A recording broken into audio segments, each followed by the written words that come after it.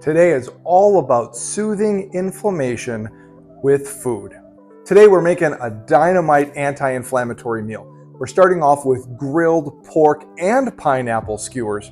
We're pairing with that a beautiful quinoa and date salad with some avocado mixed in. And to top it all off, we're going with a pistachio chimichurri sauce.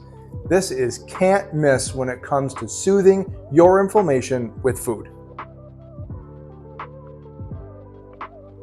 Pork is one of my favorite and often underutilized proteins to throw on the grill or put in the oven.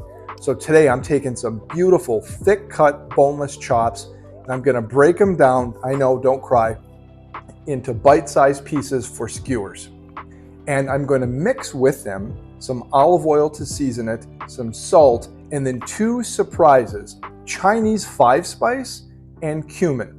I think those two work wonderfully together, and I'm just doing a little bit. A little goes a long way here. So just enough where it becomes fragrant and you can tell that there's some seasoning coating the protein. For the pineapple, we're gonna keep it simple. We're just gonna break it down, a little olive oil, a little salt, and throw it on the skewers and hit the grill. Pineapple can help reduce inflammation because of its enzyme bromelain, which can help prevent white blood cells from gathering at the source of inflammation. Once it's time for the grill, we're going to skewer them up, and for the pork, I try to leave a little separation between each piece of meat to allow for even heat distribution and even cooking. I'm going to cook these over medium-high heat, and I'm looking for an internal temperature of around 145 to 150 degrees. For pork, you can cook it medium. However, some people get a little squeamish if they see pink when they cut open their pork chop. For the pineapple, I'm going to cook them until soft and charred.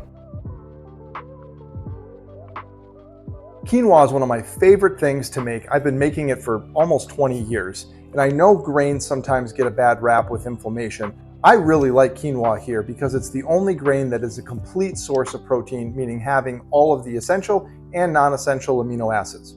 To help amp it up even further, I'm cooking it in chicken bone broth. I'm using a ratio of 1 cup quinoa to 1 3/4 cup chicken bone broth. I'm adding dates and avocado to the quinoa, and with the natural nuttiness from the quinoa, the three just work in perfect harmony.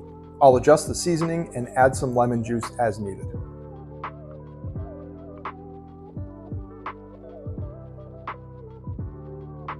Now, really for my favorite part of this whole recipe is the pistachio chimichurri. There's a million versions of chimichurri, and I found that I like mine on the chunky side with pistachios and a little bit of honey to sweeten it. I think it is just dynamite and can go with anything. You can throw this on the protein and the fruit like we're doing today. You can mix it with the quinoa salad.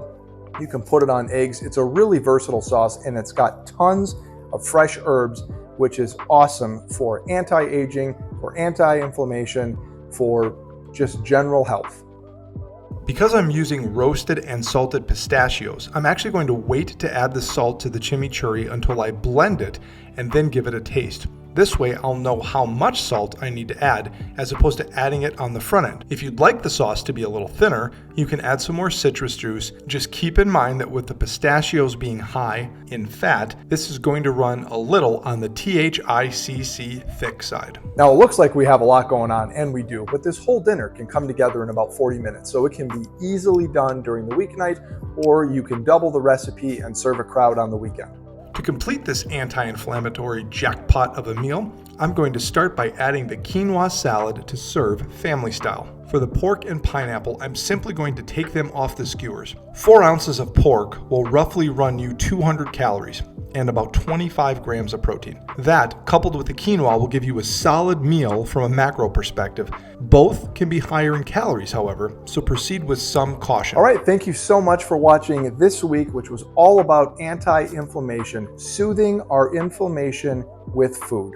If you like what you saw here, consider subscribing to my YouTube channel. And if you're serious about eating for longevity, then you need to check out my 10 recipe cookbook, Let the Food Do the Work. Each recipe is based on a certain aspect of our life to help us improve that through food, such as better eyesight, better sleep, more energy, lower cholesterol, and more. And if you don't know where to start in the kitchen, then you need to grab my kitchen day one guide. It's free and it's also in the description note. Thank you so much for watching, and I'll see you next week on Bricks and Mortar Food.